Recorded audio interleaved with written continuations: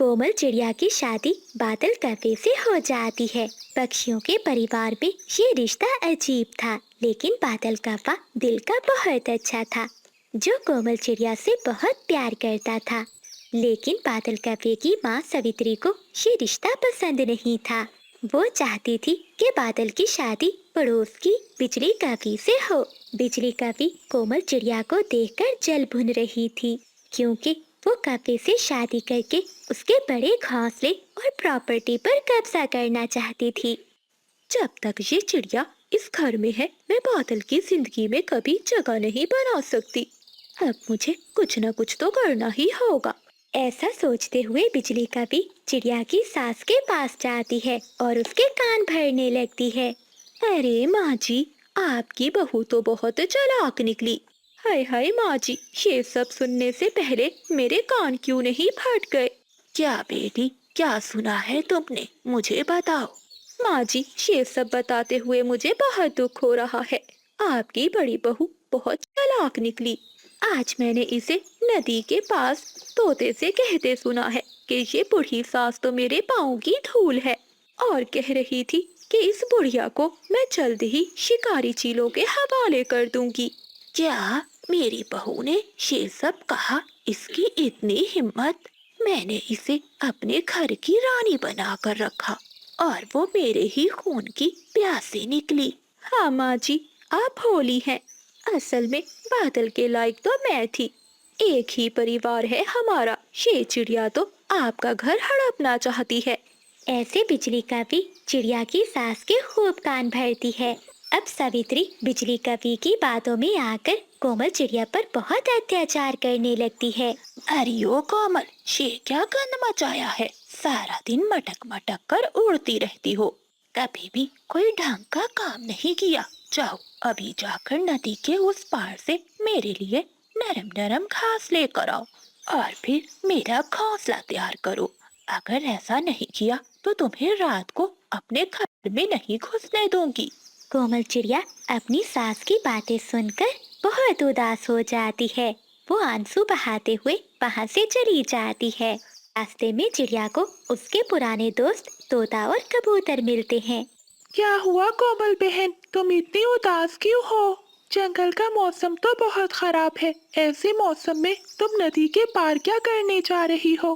तोते भैया, मेरी सास ने मुझे कहा है कि नदी के उस पार से उन्हें नरम नरम घास ला कर दूं। अगर ऐसा नहीं किया तो वो मुझसे नाराज हो जाएंगी। फिर मेरी वजह से बादल जी को बहुत बातें सुननी पड़ेंगी।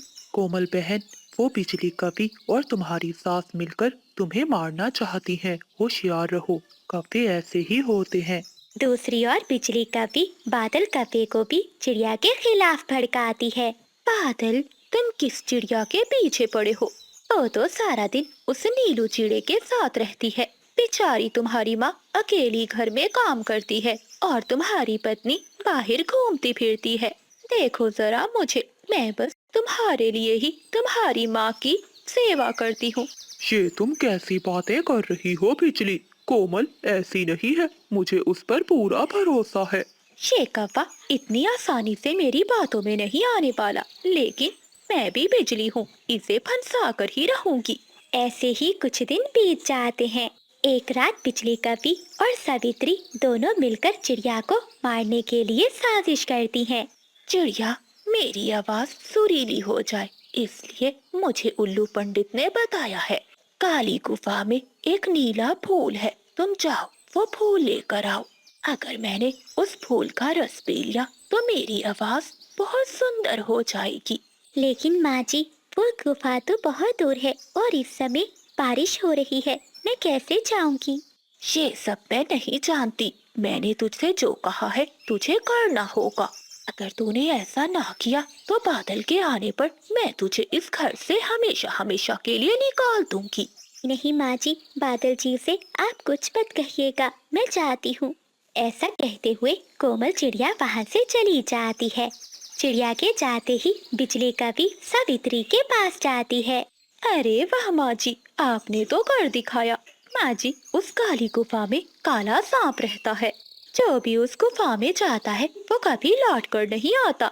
बिजली कव्वी मन ही मन में सोचती है, सांप भी मर जाएगा और लाठी भी नहीं टूटेगी। अरे बुढ़िया, खुश हो ले, एक बार मुझे बादल से शादी करने दे, तुझे भी मैं उस काली गुफा में काले सांप को ही दूंगी और फिर इस घर पर मेरा कब्जा होगा। कोमल चिड़िया जैसे ही गुफा के अंदर जाती है तो काला सांप चिड़िया पर हमला कर देता है। कोमल चिड़िया की चीखें सुनकर वहाँ से गुजरने वाली बुलबुल ये सब देख लेती है। वो भागती हुई बादल कव्वे के घर जाती है। क्या हुआ माँ? ये बिजली यहाँ क्या कर रही है और मेरी पत्नी कहाँ है? बादल तुम्हारी माँ को ये बताते हुए भी शर्म आएगी कि तुम्हारी पत्नी उस नीलू चिड़े के साथ भाग गई। क्या ये तुम क्या कह रही हो? ऐसा नहीं हो सकता, मेरी पत्नी ऐसा नहीं कर सकती। तभी बुलबुल वहाँ आती है और वो कव्वे से कहती है, बादल जल्दी करो, तुम यहाँ बैठे हो और वहाँ काले सांप ने तुम्हारी पत्नी पर हमला कर दिया है। मैं अकेली उस सांप का मुकाबला नहीं कर सकती, तुम मेरे साथ चलो। ये सुनते ही बादल कव्वा बुलबुल के साथ भाग जाता है। बुलबुल और बादल कव्वा कबूतर और तोते को भी अपने साथ गुफा में ले जाते हैं। वो चारों चिड़िया को उस काले सांप से आजाद करवाते हैं और फिर सब अपनी तेज चोंचों से उस सांप को मार मार कर जान से ही मार देते हैं। कोमल चिड़िया घायल हो चुकी थी। कोमल, ये सब कैसे हुआ? कुछ नहीं पति जी, मैं ठीक हूँ।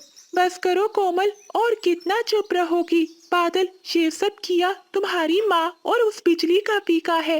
वो कव्वी तुमसे शादी करके तुम्हारे घर पर कब्जा करना चाहती है। इसी साजिश में उसने तुम्हारी माँ को भी मिला लिया है। ये सब सुनकर बादल कव्वे को बहुत गुस्सा आता है और वो वहाँ से चिड़िया को लेकर घर चला जाता है। माँ और बिजली, तुमने ये अच्छा नहीं किया। तुम दोनों ने मेरी पत्नी की जान लेना चाही, इसलिए मैं तुम दोनों को चील महारानी के हवाले कर रहा हूँ। चील महारानी का सुनकर बिजली कव्वी तो वहाँ से भाग जाती है। अरे बिजली, कहाँ जा रही हो? तुम भी इन सब में शामिल हो। लेकिन बिजली कव्वी पीछे मुड़कर नहीं देखती और वो भाग जाती है। देखा माँ, तुम जिसकी बातों में आकर अपनी बहू को मारने चली थी, वही कव्वी अब तुम्हारी बात भी नहीं सुन रही और तुम्हें अकेला छोड़कर चली गई। वो कव्वी तो तुम्हें अपनी बातों में फंसाकर इस घर पर कब्जा करना चाहती थी। वहीं सावित्री को अब अपनी गलती का एहसास हो गया था। वो फूट फूट कर रोने लगती है। कोमल बेटी, मुझे माफ कर दे, मैं उस काली कव्वी की बातों में आ गई थी और उसकी काली बातों पर यकीन कर बैठी। मैंने अपने घर के चिराग को ही बुझाना चाहा। अब इस पछतावे की आग मुझे जला रही है। माँ जी, आप भटक गई थी, अब अंधेरा खत्म हो गया है और उजाला हो गया है। प्यारे दोस्तों, अगर आपको सावित्री के पछतावे और कोमल चिड़िया के सब्र की ये कहानी अच्छी लगी है तो इसे लाइक करें और हमें बताएं कि क्या बादल को अपनी माँ को माफ कर देना चाहिए था।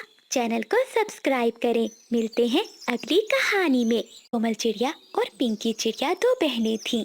उनका जन्म जंगल के एक गरीब घर में हुआ था। कोमल चिड़िया जहाँ काले रंग की थी, वहीं पिंकी चिड़िया दिखने में बहुत सुंदर थी। पिंकी चिड़िया बहुत चालाक थी और वो जंगल के अमीर चिड़े के साथ शादी कर लेती है। तो दूसरी ओर कोमल चिड़िया की शादी एक गरीब परिवार में हो जाती है। कोमल चिड़िया ढेरों अरमान लिए अपने घर में आई। इन घास फूस और तिनकों से बना हुआ ढांचा ही अब उसकी किस्मत में था। ये देखकर चिड़िया की आंखों में आंसू आ जाते हैं, लेकिन वो इसे अपनी किस्मत समझकर मान लेती है। दूसरी ओर पिंकी चिड़िया अपने बड़े घर में आकर बहुत खुश थी। एक दिन कोमल चिड़िया जंगल में सब्जियां ले रही थी कि वहाँ एक बड़ी कार आकर रुकती है, जिसमें से पिंकी चिड़िया बाहर आती है। अरे दीदी, तुम यहाँ? हाँ पिंकी बहन, मैं बस सब्जियां लेने आई थी। ठीक है कोमल, पता है जो जंगल में सबसे बड़ा महल है वो हमने ले लिया है। तुम्हें देखा तो सोचा तुमसे मिल लूं। वो क्या है ना, हम जैसी अमीर पक्षियों के पास समय नहीं होता। सब्जियां लेने का काम तो हमारे घर के नौकर ही करते हैं। अच्छा, अब मैं चलती हूँ, मुझे देर हो रही है। चंदू जी मेरा इंतजार कर रहे होंगे। अच्छा, तुम तो बताओ कहाँ रहती हो? हाँ दीदी, पुराने कुएं के पास जो पेड़ है उसी पे घर है मेरा। अच्छा अच्छा, अब मैं चलती हूँ, किसी दिन आऊंगी तुम्हारे घर। ऐसा कहते हुए पिंकी चिड़िया अपनी गाड़ी में बैठकर चली जाती है। ऐसे ही कुछ दिन बीत जाते हैं। एक दिन कोमल चिड़िया अपने पति से कहती है, पति जी, अब हमें घर की मुरम्मत करवा लेनी चाहिए। पता है रात को घर में मच्छर घुस आते हैं। कोमल, बस कुछ और दिन सब्र कर लो। कुछ पैसे और जमा हो जाएं तो मैं ये काम करवा दूंगा। एक दिन पिंकी चिड़िया अपनी कार पर चिड़िया के घर आती है और उसके पास ढेर सारे गिफ्ट थे। जंगल के आसपास के पक्षी उसे देखते ही रह जाते हैं। अरे पिंकी दीदी, आप आइए आइए दीदी, अंदर आइए। कोमल चिड़िया अपनी बहन को पानी देती है। अरे ये पानी तुम कहाँ से लाई हो? दीदी, जो मेरे घर के पास पुराना कुआं है वहीं से ये पानी लाई हूँ। नहीं नहीं, मैं ये पानी नहीं पीऊंगी। ऐसा गंदा पानी पीने से मेरा पेट खराब हो गया तो। अच्छा, मुझे ये तो बताओ, तुम्हारे घर में ये बदबू कैसी आ रही है? दीदी, दीवारों में से रात को मच्छर आ जाते थे, इसीलिए मैंने गोबर के साथ लिपाई की है। क्या कहा? गोबर? छी! अब मैं चलती हूँ, वरना मैं यहाँ दम घुटने से मर जाऊंगी। ऐसा कहते हुए पिंकी चिड़िया घर से बाहर चली जाती है। सुनो दीदी, मैं तुम्हें यहाँ इनवाइट करने आई हूँ। पता है संडे को मेरे घर में पार्टी है, तुम आ जाना। इसी बहाने मेरा महल भी देख लेना। ये कहते हुए पिंकी चिड़िया गाड़ी में बैठकर चली जाती है। अरे ये क्या, पिंकी दीदी ने तो बहुत कुछ दिया है, मैं अब चाहते हुए क्या लेकर जाऊंगी उनके लिए। शाम को बंटी चिड़िया जब घर आता है तो कोमल चिड़िया उसे सारी बात बताती है। कोमल, हम गरीब पक्षियों और अमीर पक्षियों में बहुत फर्क है। वो अमीर हैं और हम गरीब। हमारे पास इतनी हैसियत नहीं है कि हम उनका मुकाबला कर सकें। बंटी चिड़िया भोजन खाता है और सो जाता है। कोमल चिड़िया को तो अब चिंता ही सताई जा रही थी कि वो जाते हुए पिंकी के लिए क्या लेकर जाए। हाँ, याद आया, पिंकी दीदी को मेरे पंखों से बने हुए आटे के लड्डू बहुत पसंद थे। मैं अपनी बहन के लिए वो आटे के लड्डू ही बनाकर लेकर जाऊंगी। ऐसा सोचते हुए कोमल चिड़िया रसोई में जाती है और आटे के लड्डू बनाने लगती है। अगली सुबह वो लड्डुओं का डब्बा उठाती है और अपने बहन के घर की ओर चली जाती है, जहाँ वो देखती है कि उसकी बहन आराम से एक बड़े सोफे पर बैठी हुई है। अपनी बहन का महल जैसा घर देखकर वो बहुत हैरान हो जाती है। दीदी, पिंकी दीदी, यहाँ आओ। पिंकी जब कोमल को देखती है तो बहुत गुस्सा हो जाती है और उसके पास आती है। दीदी, मैं जानती हूँ कि तुम गरीब हो, लेकिन तुम्हें इतना नहीं पता कि अमीर पक्षियों के घर में कैसे बन ठन कर जाते हैं।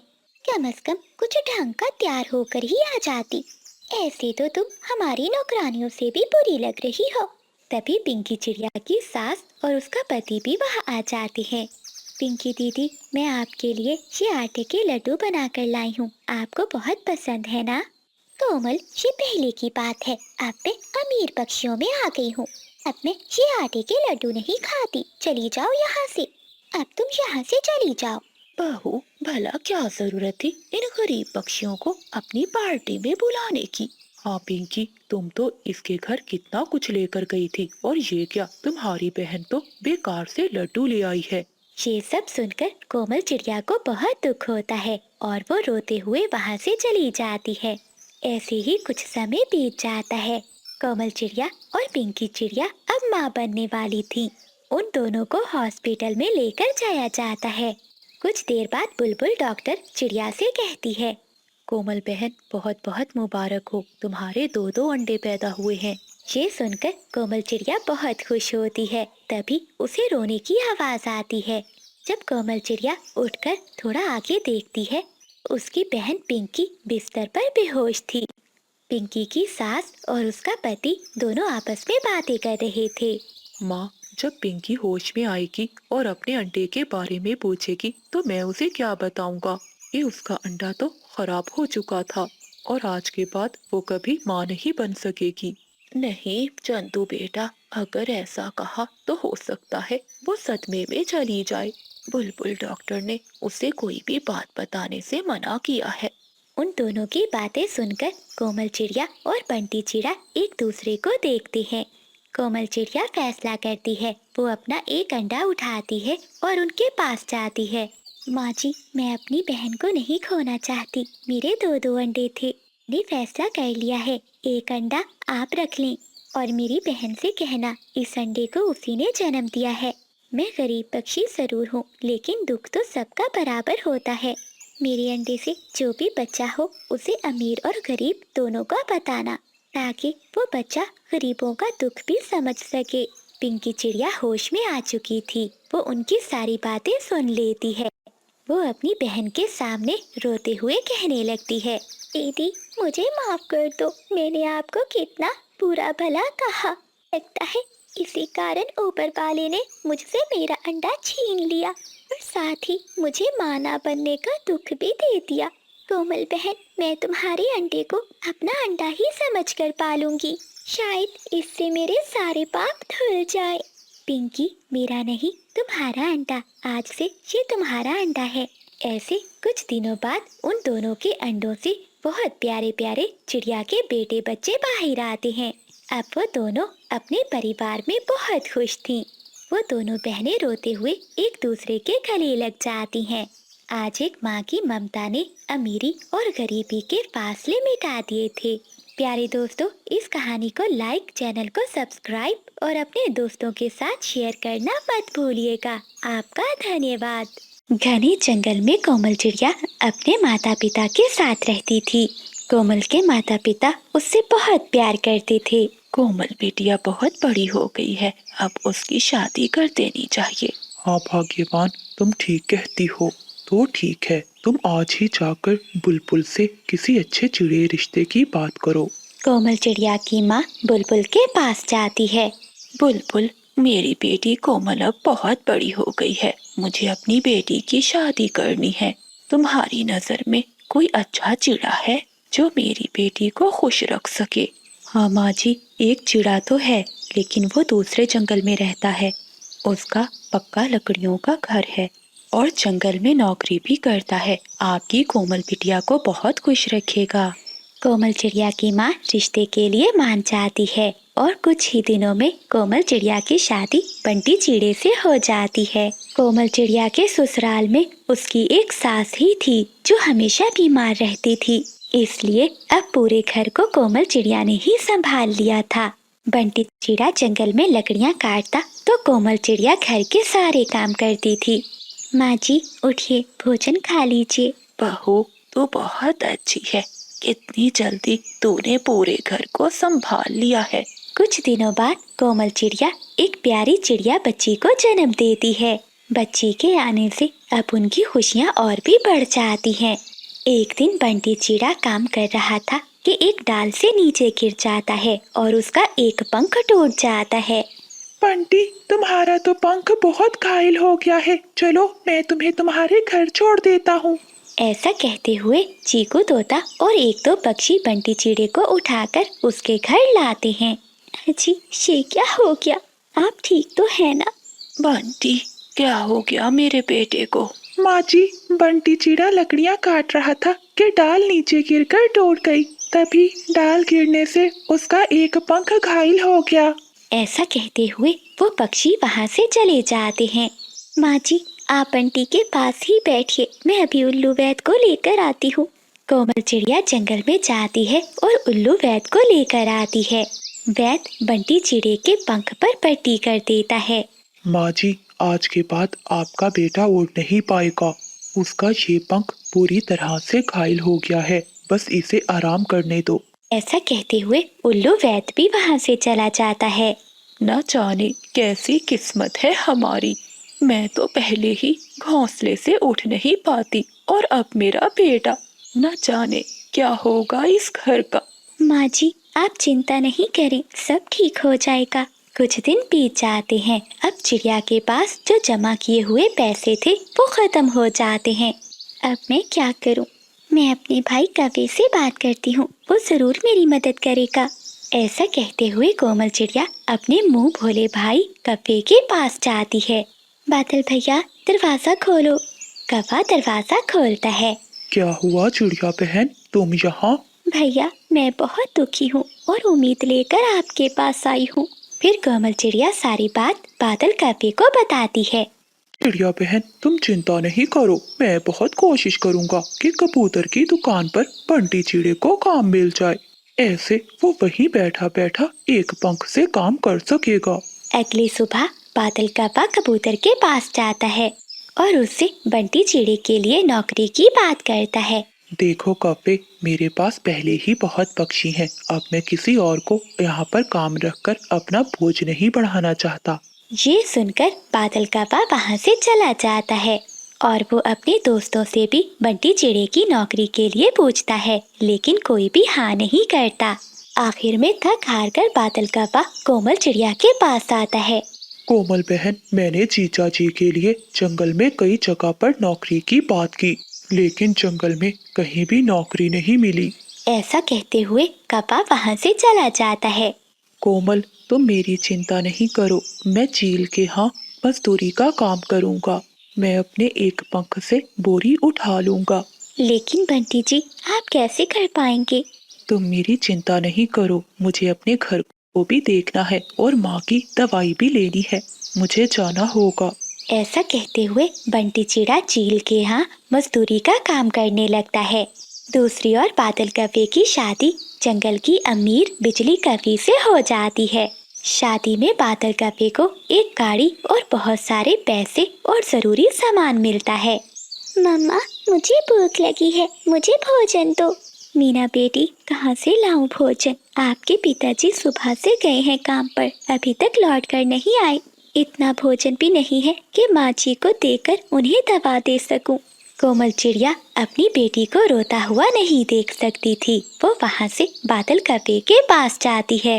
बादल भैया, मेरी बेटी बहुत भूखी है और सासू माँ की तबीयत भी ठीक नहीं है। बंटी जी तो सुबह से जाते हैं और रात को घर लौटते हैं, लेकिन फिर भी चील उन्हें कुछ पैसे ही देती है, जिनसे हमारे घर का गुजारा नहीं हो पाता। आप मुझे कुछ पैसे उधार दे दीजिए, मैं आपको जल्दी लौटा दूंगी। हाँ हाँ चिड़िया बहन, क्यों नहीं। ऐसे कहते हुए बादल कव्वा एक पोटली में पैसे डालकर चिड़िया को दे देता है। बादल भैया, आपका बहुत बहुत धन्यवाद, आपने हमारी मुश्किल समय में मदद की। कोमल बहन, जब भी तुम्हें किसी चीज की जरूरत हो तो मेरे पास चली आना। फिर कोमल चिड़िया वहाँ से चली जाती है। पीछे बिजली कव्वे खड़ी ये सब बातें सुन रही थी। वो बहुत गुस्से में बादल कव्वे से कहती है, अरे, तुमने चिड़िया को पैसे क्यों दिए?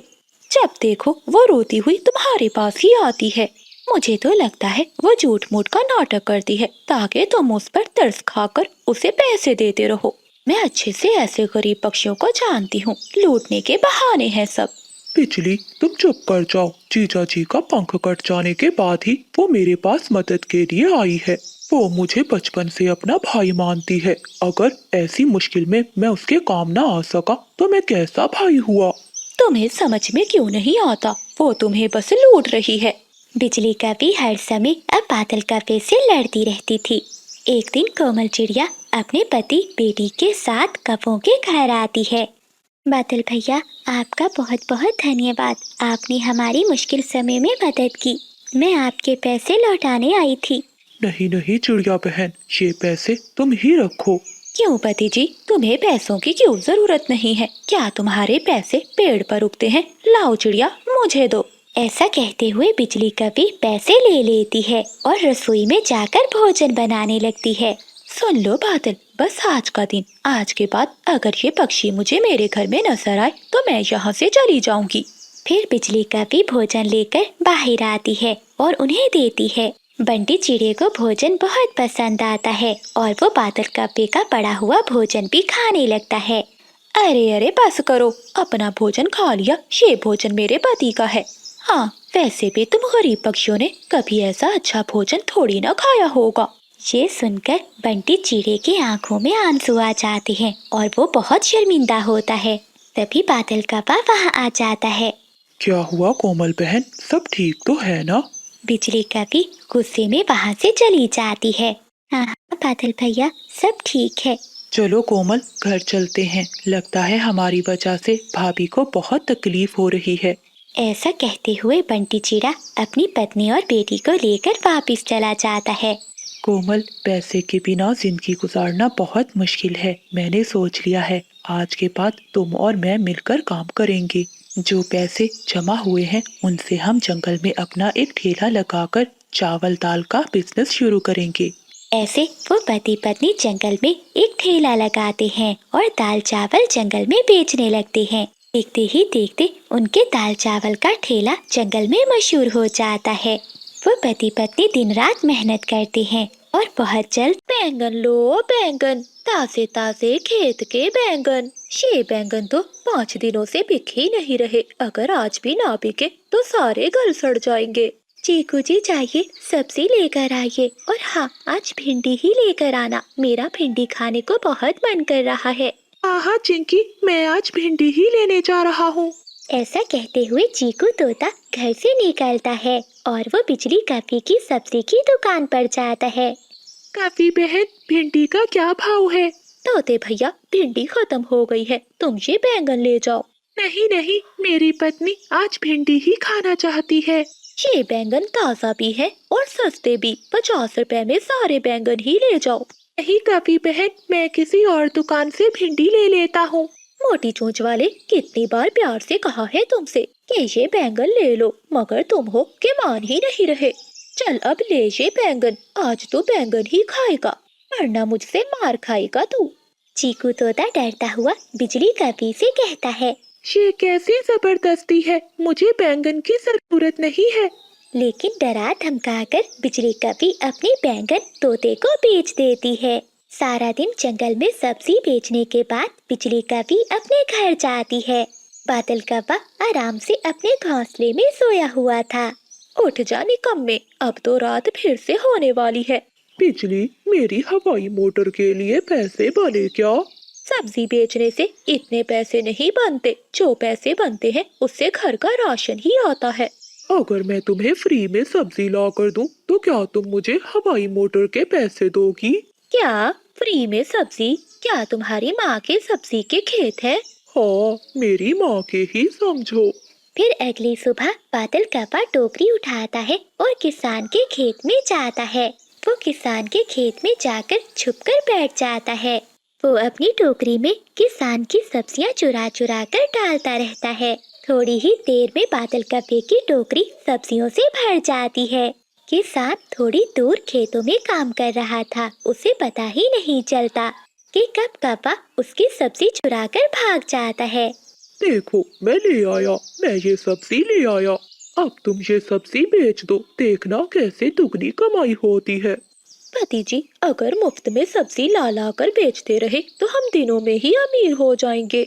लेकिन याद रखना, मैं हवाई मोटर लूंगा। अब तो बादल कौवे ने काम ही बना लिया था।